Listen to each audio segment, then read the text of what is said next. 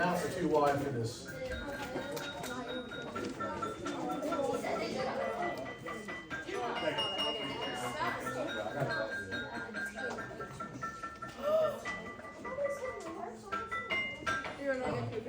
Alright, chopsticks. Alright, here we go. We're diving in. How'd y'all small group go? Good, bad, awkward? Not awkward. Great. I'm going to make it more awkward. Here we go. Open to Genesis 24 if you have a Bible. It's going on the screen, so don't be too worried if you don't have one. But it's best if you have it open because you're going to want to see what I'm talking about. Alright, Genesis chapter 24. Before I read the passage, you guys, I just want to be really clear on why we're talking about dating and boundaries tonight. We are in a time period where dating has become very casual. It's become really too casual in a way. And I want you guys to know that dating is very important. It's very, very important. Don't be mistaken. Society is going to tell you it's not that important at all. You just have some fun. Don't take it too seriously. But here's the deal, guys. If society is telling you it's important, it all goes back to this idea of just being me-centered. And this idea of like, you are the most important person on earth, not anyone else. Okay? So, which is a wrong mindset to have. All right? So let's read this passage and see what we can pick up on for how it applies to dating and boundaries. You guys read the whole thing in your small group. We're just going to read verses 1 through 9 right now. All right? Let's get you up to speed, maybe get you a little bit more refreshed what's going on. We've got Abraham. Everyone remembers Abraham, right? Yes, good job. He's got a son. What's his name? Isaac, very good. Abraham is asking his most trusted servant to go out and find a wife for Isaac that meets a few standards. So the servant makes an oath to Abraham that he'll go out and find Isaac a wife. All right, so let's read. Here's what's going on. Verse 1 all the way through 9. It's going to be on the screen too once I get this turned around. And here we go. All right. Abraham is now very old, and the Lord had blessed him in every way. He said to the senior servant in his household, the one in charge of all that he had, "Put your hand under my thigh. I want you to swear by the Lord, the God of heaven and the God of earth, that you will not get a wife for my son from the daughters of the Canaanites, among whom I am living, but will go to my country and my own relatives and get a wife for my son Isaac." The servant asked him, "What if the woman is unwilling to come back with me to this land? Shall I then take your son back to the country you came from?" "Make sure that you do not take my son back there," Abraham said.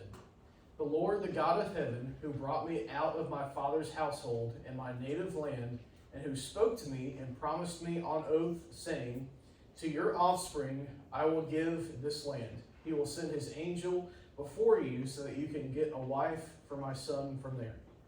If the woman is unwilling to come back with you, then you will be released from this oath of mine. Only do not take my son back there." So the servant put his hand under the thigh of his master Abraham and swore an oath to him concerning this matter. All right, let's pray before we keep going. God, thank you so much for this night that you've given us. Thank you for our opportunity just to study your word and just learn what we can about dating, about relationships, Lord. Father, keep us focused in this time. Thank you for the discussion that we get to have in small groups tonight. And just help us glorify you with what we're learning tonight, Lord. And it's all I know we pray. Amen. All right, so let's dig in a little bit. Some of you guys may have picked up on this passage, maybe, from what we've read and from what we've said so far, that this and what's going on with Abraham and Isaac, it's an arranged marriage. All right, and you might be thinking, what on earth does an arranged marriage have to do with dating and have to do with boundaries? So that's a great question. It's a valid question, and it actually has a lot to do with it. So hear me very clearly. This is not an endorsement for arranged marriages, okay? I just need you to understand this is how they did stuff in this culture at this point in history, okay? But what this servant is doing, literally, is looking for a potential mate, a potential wife for Isaac. And isn't that kind of the whole point of dating? To look for a potential spouse. So yeah, there is a lot here in this passage to tie into how we should approach dating. So let's start off with just a few different points. I need you guys to know this. The purpose of dating is to glorify God and to find a spouse that will help you glorify Him even more. The purpose of dating is to glorify God and to find a spouse that will help you glorify Him even more. The purpose in everything, you guys, is to glorify God, to declare His greatness. Whether you are single, dating, engaged, or married, the purpose is really all the same. To glorify God. The action of glorifying God just looks different in each of those seasons of life. We talked about that pretty heavily 2 weeks ago when we talked about singleness. But in the context of what we're reading in Genesis 24, we pick up on some really, really important requirements for dating from what we can see in the life of Abraham and Isaac. So in other words, if you want to know what you need to do to be ready to date, Abraham and Isaac offer a really great example of what we should be doing. All right? Abraham and Isaac had a close relationship with God. That is the most important thing in their life. In fact, Abraham even lets on in verse 8 that he was willing to let his whole oath about finding a spouse for Isaac, he's willing to let it go for the sake of following God and obeying Him. He makes it very clear that God comes first. If this oath gets in the way, then we're done with the oath. We're following God. He's always going to win this battle if the battle is between the oath and God. God's always going to win it. So let the oath go if it comes in the way. All right? And you guys, that's the exact same way that it needs to be with us before we date someone. We have to have a close relationship with God, following Him and obeying Him well. Nothing should ever, ever take the priority over God. Not another person, not your spouse, not someone you're dating, your boyfriend, your girlfriend, nothing.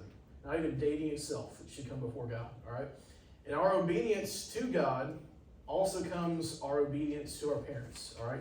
This is where you cringe, all right? Because I just said parents, all right? We see that in Isaac's life pretty obviously right here. That obedience to our parents is important. His dad, Abraham, is giving him the green light to go ahead and get married, to go ahead and take this next step relationally. If your parents are not okay with you dating, brace yourself. You need to be okay with that. If your parents are not okay with you dating, then you need to be okay with that. Your parents are not ruining your life by not allowing you to date. That's not their intention at all. They're saving you from some real pain, some stress, and responsibility that they see in some way that you're not ready for. If they see that you're not ready, then you're not ready. I need you to know that that's okay. That's okay. Your parents have a lot of wisdom in not allowing you to date at this point in your life, if that's the case. And if that is the case for you, I want to challenge you. This is going to sound weird, all right? It's going to be awkward later on if you actually do this. I challenge you to ask them why. Gain some wisdom from them.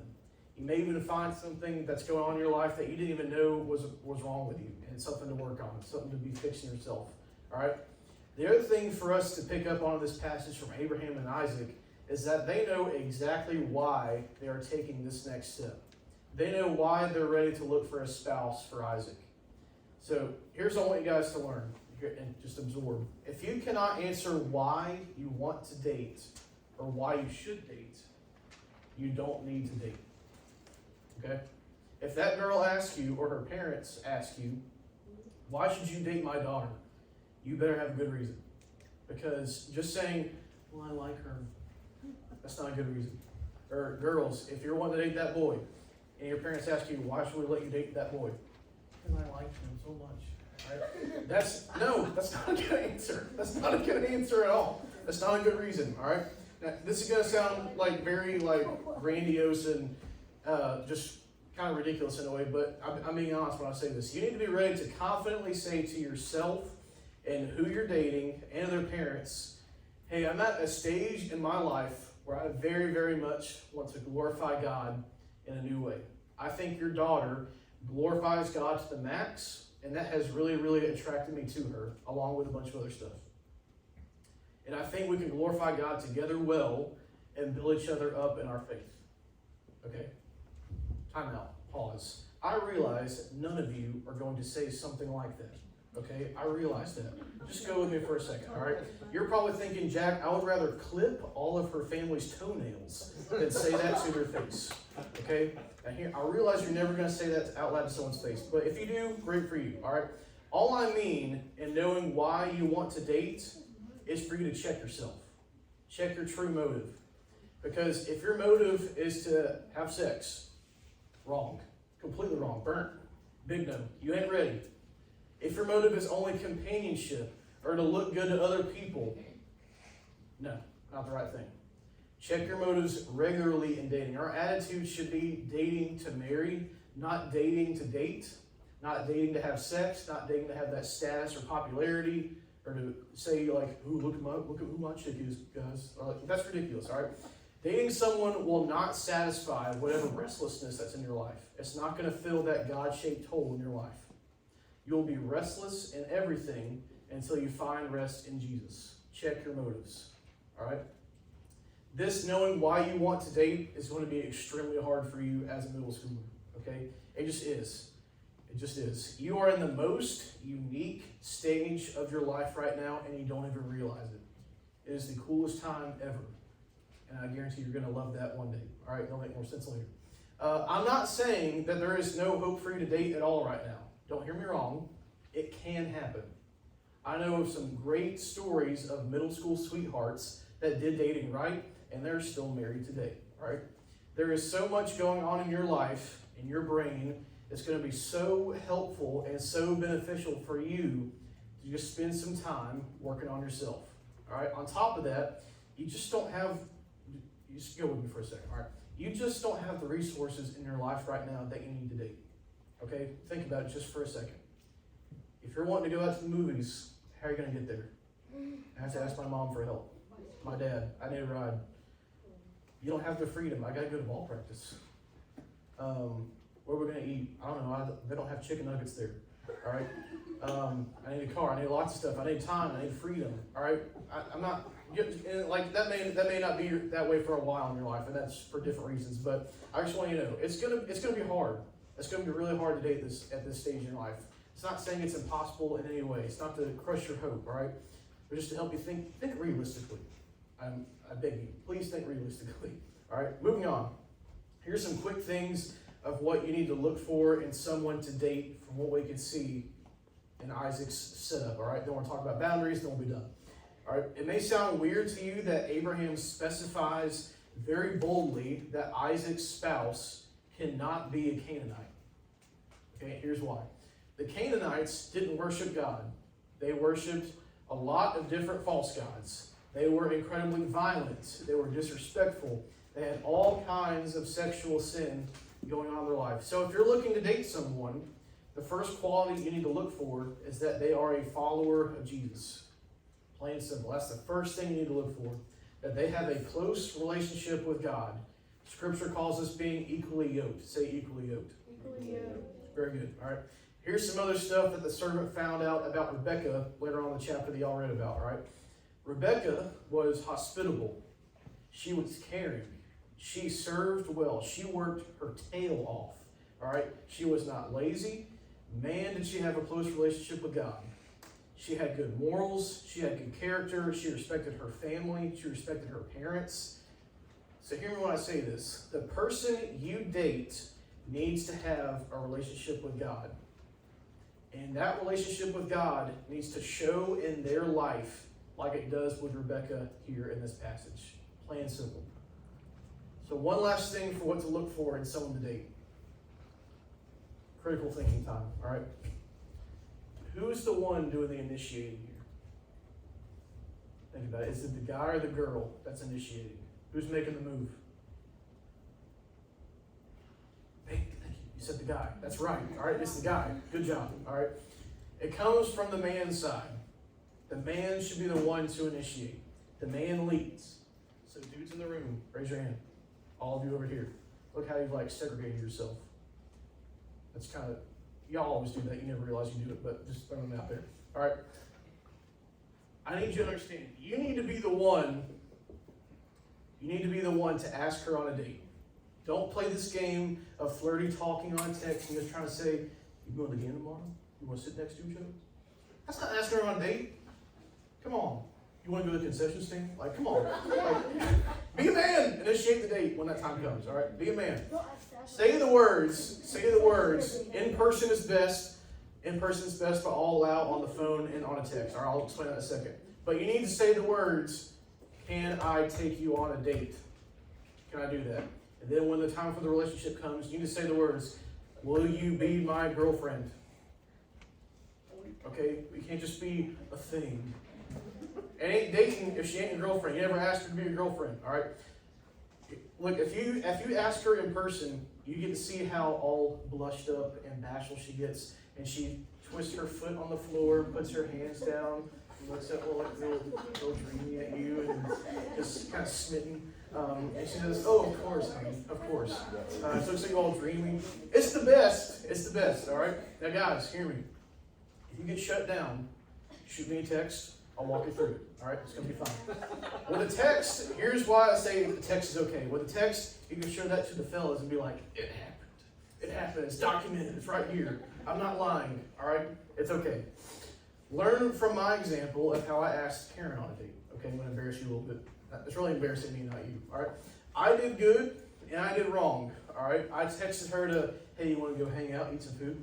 It was Middle Eastern food, so that should throw out that like, "Hey, I did pretty good. I threw out like a wild idea. You want to go eat some Middle Eastern food with me?" That's a big deal. Okay, she said yes. All right, and then I didn't pay for that food. All right, so bad move on my part. But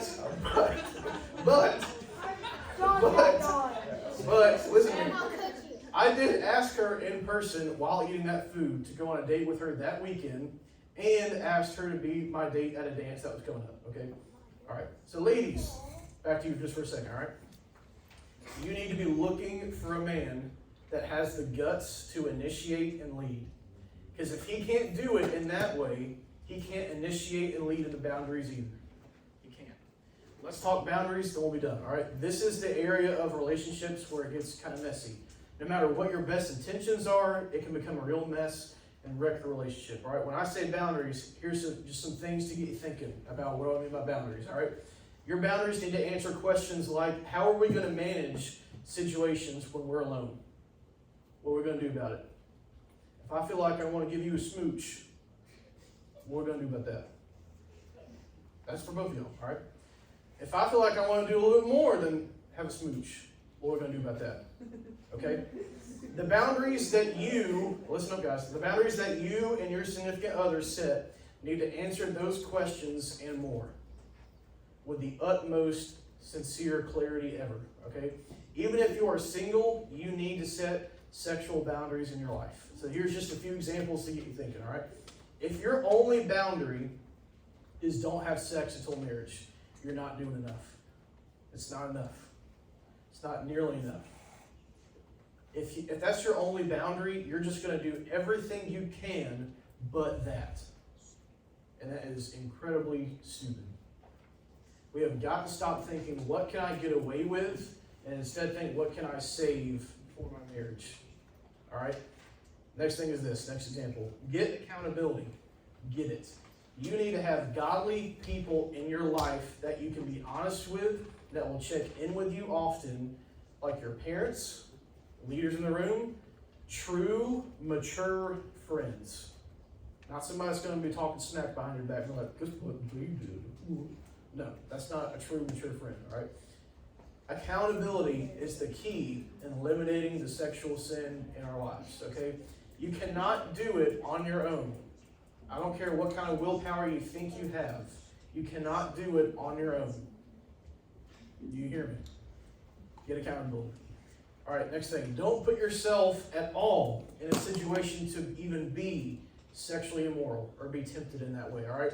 So that means whatever it looks like from what you've talked about. Doors open. Be around people. Respect the curfew. If there's people in your life that are not holding you accountable like they should, like your girlfriend, like your boyfriend, you need to end that relationship. Get out of it. Do not put yourself in that situation. And I'll say this, we're going to talk more about this next week, but I'll just mention it really fast. If you are addicted to porn, you need to get rid of your access to it. Get rid of the phone. Charge your phone in a different room. Don't let yourself be alone as much as possible. Just get rid of it. Don't put yourself in a situation to even be tempted. All right? Next boundary. Be clear, be clear, be clear, be clear, be clear, be clear. All right? You should never be thinking to yourself, is this okay for us to do right now? Stop immediately if that's ever the thought in your head.